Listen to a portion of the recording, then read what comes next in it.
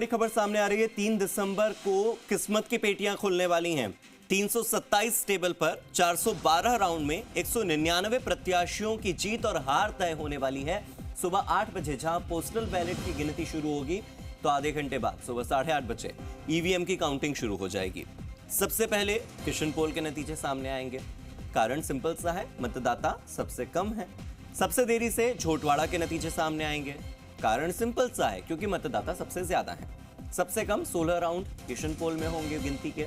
सबसे ज्यादा round 26 round Jhotwara में होंगे मतगणना के। जयपुर की शहरी और ग्रामीण कुल मिलाकर के 19 विधानसभा सीटें हैं। 199 प्रत्याशी हैं। राजस्थान कॉलेज और कॉमर्स कॉलेज, इन दोनों ही मतगणना सेंटर्स पर, काउंटिंग सेंटर्स पर 38,78,000 वोटों की गिनती होगी। ईवीएम मशीन और इसी के साथ ही डाक मतपत्र यानी कि पोस्टल बैलेट की 327 टेबल पर 412 राउंड में मतगणना होगी।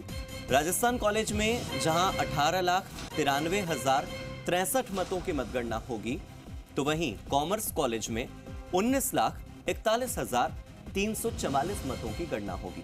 यहां पर अलग अलग विधानसभाओं को बांटा गया है। आप देखिए 44,355 पोस्टल बैलेट की गिनती दोनों ही सेंटर्स पर होगी और दोनों काउंटिंग सेंटर पर 97 टेबल्स होने वाली।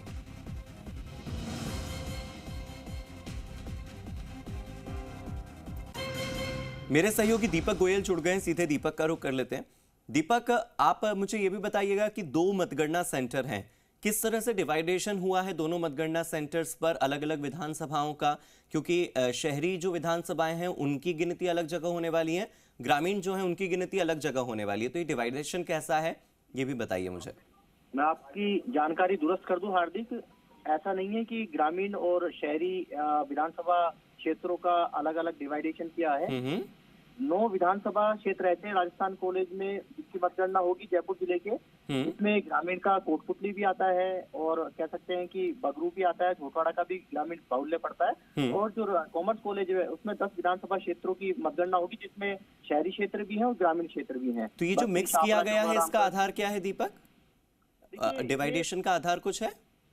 डिवाइडेशंस का आधार ये शुरू से ही इस तरह का फॉर्मेट बनाया हुआ है। कई जगह मतदाता ज्यादा है, जहाँ पर रूम्स की उसकी साइज का हिसाब से इसकी जो जगह है वो तय की जाती है। निर्वाचन चुनाव आयोग है, इसका पूरा आपको मैप बना के देना पड़ता है। उसके बाद में इसकी फाइनल करने के बाद में फिर इस पर मोहर लगती है।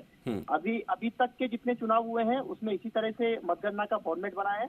और 19 विधानसभा सीटों की यदि हम बात करें तो 199 कैंडिडेटों का फैसला तो ईवीएम में कैद है, लेकिन अब उनकी किस्मत, कौन हारेगा कौन जीतेगा, उसकी किस्मत है 327 टेबलों पर 412 राउंड में 38,18,78 लाख वोटों की काउंटिंग के साथ होगा।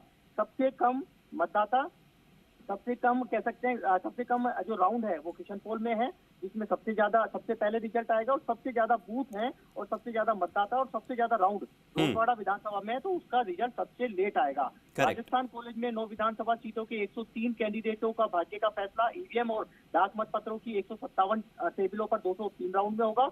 कॉमर्स कॉलेज में 10 विधानसभा क्षेत्रों के 96 कैंडिडेट्स का भाग्य का फैसला ईवीएम और डाक मतपत्र की 170 टेबल पर 209 राउंड में होगा। देखिए, इसमें सुबह 8 बजे सबसे पहले पोस्टल बैलेट की और सर्विस वोटर्स की मतों की गणना है वो शुरू होगी। उसके ठीक आधे घंटे बाद स्ट्रॉन्ग रूम से काउंटिंग रूम की टेबलों पर ईवीएम मशीन लाकर काउंटिंग है वो की जाएगी।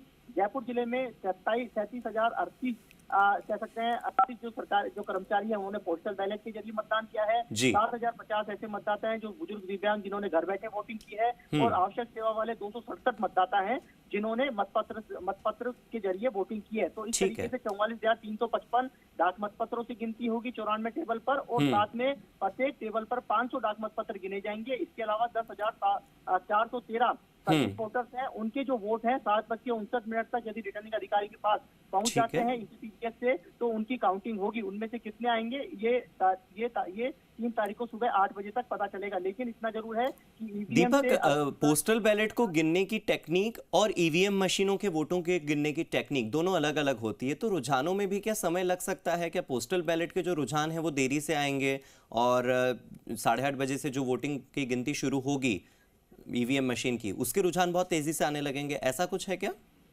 देखिए, ऐसा कुछ भी नहीं है। जो डाक मतपत्र होते हैं उनकी मतगणना के लिए अलग टीमें बनाई जाती हैं, अलग कमरे होते हैं, अलग ठीक है। टेबलें लगाई जाती हैं। उनकी टीमें अलग काम करती हैं और सिर्फ 2 घंटे के अंदर डाक मतपत्रों की गिनती हो जाती है, क्योंकि ज्यादा टेबल नहीं है। एक टेबल पर 5 लोग रहेंगे, 500 डाक मतपत्र की गिनती होगी तो ज्यादा समय नहीं लगेगा। लेकिन पैरेलल उसके पास साथ में आधे घंटे बाद ईवीएम की काउंटिंग शुरू हो जाएगी। तो ईवीएम में जहां कम राउंड होंगे वहां सबसे जल्दी रिजल्ट आ जाएगा, जिसमें पिशन पोल है, और सबसे ज्यादा जहां राउंड होंगे वहां पर क्या कह सकते हैं कि सबसे लेट रिजल्ट आएगा। तो एक तरीके से 38,50,95,हजार में से 38,78,00,000 वोटर्स ने अपना मताधिकार का प्रयोग किया है, यानी कि 75.91% के करीब ये पोलिंग हुई है जयपुर के अंदर। तो उनकी काउंटिंग है वो राजस्थान और तो जैसा आप बता रहे हैं कि सुबह 10 बजे तक पोस्टल बैलेट से रिलेटेड जितनी भी इंफॉर्मेशन है वो सामने आने लग जाएंगी, और अगर पहला राउंड 15 से 20 मिनट या 25 मिनट में होता है तो 9 साढ़े 9 बजे के आसपास हमें रुझान सामने आने